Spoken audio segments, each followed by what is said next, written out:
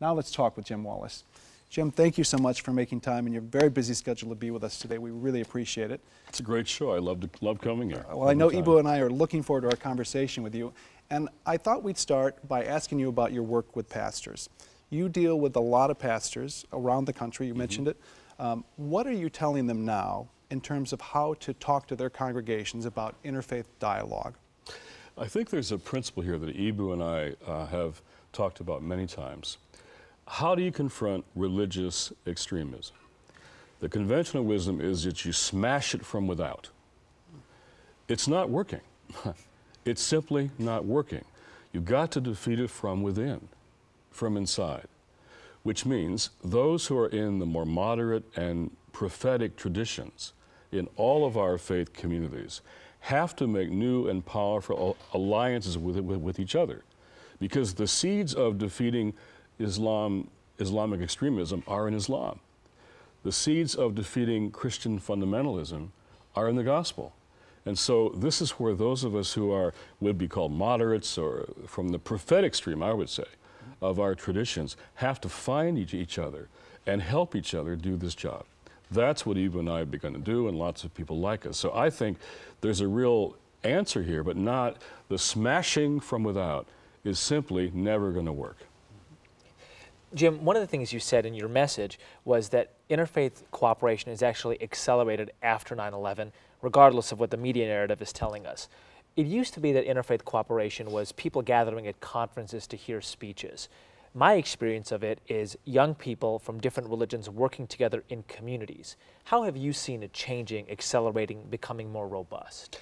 Well, I had such a great time talking to your young staff recently here in Chicago, and I was really impressed. Here's this evangelical young Christian girl next to this young Muslim man, next to this young Jewish guy, and they're talking about how they can contribute to the common good because of their faith, and they're learning from each other in the process. So I point to things like the big Gathering for Peace right outside that pastor church in Florida, which the media never covered. 2,000 people came out. But more important than conferences, as you say, and dialogue and vigils, is people working, getting their hands dirty in serving the common good. In fact, a new generation cares more about mission than dogma. They want to know what a religion does more than just what it believes. So many pastors I know are starting with mission. They're saying, come join us in our mission. And then along the way, they ask, why do you do these things?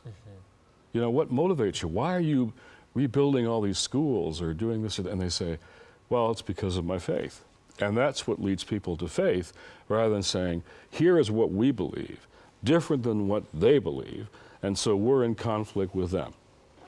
I think you're answering the next question I was going to ask, which is how are young people specifically connecting to the prophetic tradition of their specific faith tradition that they're speaking to? I know you're in front of college audiences and young people quite often talking about this.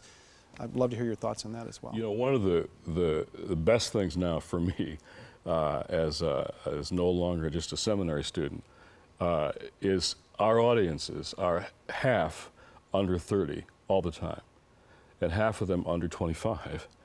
And what I hear from them is they want their lives and their faith to make a difference in the world. That's what they want. They want to give to something larger than themselves. And they want to count. They want their faith to count.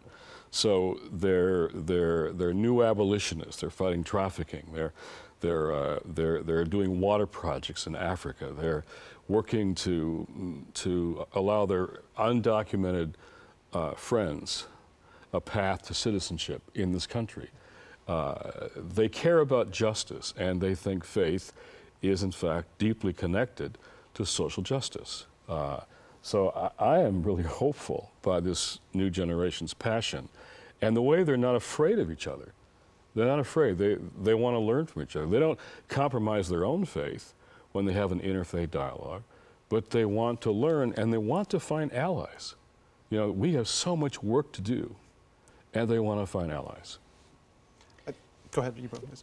You know, Jim, there are folks at your level who would spend all of their time writing books and giving speeches and kind of, in a way, growing their own message. And you're one of those people who can write books and give speeches kind of in your sleep at night. You've done so much of it. But you spend a lot of your time also nurturing young people, developing exceptional young talent. And I know some of these people on your staff, Tim King and Adam Taylor and others. Tell us why you do that, and tell us what some of the best strategies you found are. I believe in social movements. That's what changes the world. Ordinary people becoming part of something larger than they are. So Wilberforce and slavery and King and Gandhi, and these are my heroes. Their pictures are up in my room where I write every night.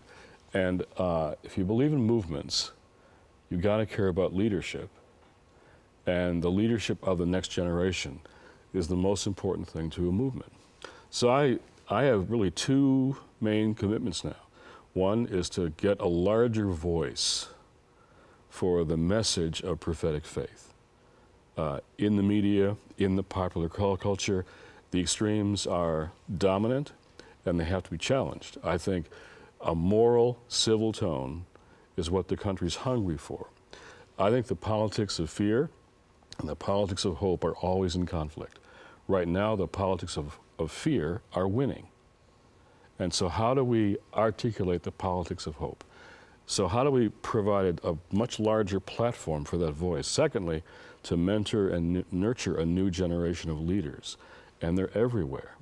I mean, when I talk to these young leaders, they're Christian, Muslim, Jewish, they're all over the country doing grassroots work. They're in academia, they're teachers, they're organizers, they're theologians, they're pastors. They are the future. And I tell them, forget your career. Your vocation is to find where your gift meets the crushing needs of the world. And right there is your vocation.